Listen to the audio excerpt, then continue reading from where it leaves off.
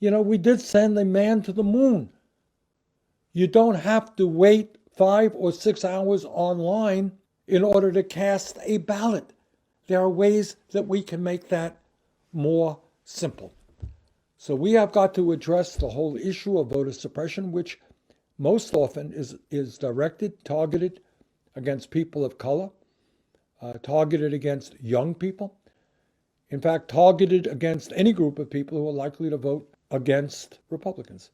And then we have to deal with this issue of excessive gerrymandering, where you have these convoluted districts that are created in order to maximize the districts that Republicans will end up representing in Congress or in state legislatures.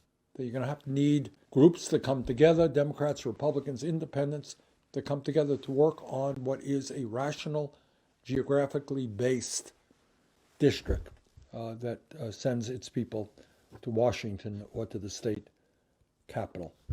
And I think the last point that I think we gotta be thinking about when we talk about revitalizing American democracy is how do we bring more people into the political process?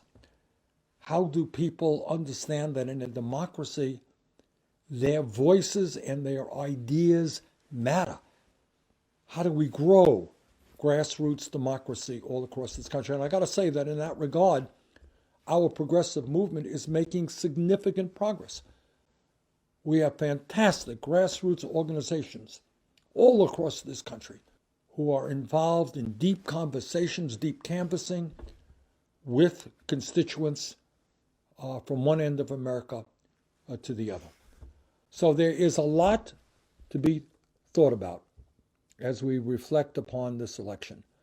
Donald Trump is an authoritarian who has done more than any individual in modern American history to undermine American democracy. That's the simple truth. And our job is to understand why he has been as successful as he has been. He got over 72 million votes.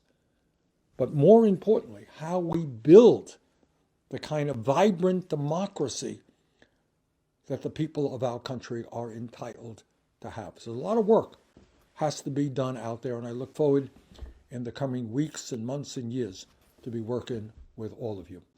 So thank you very much.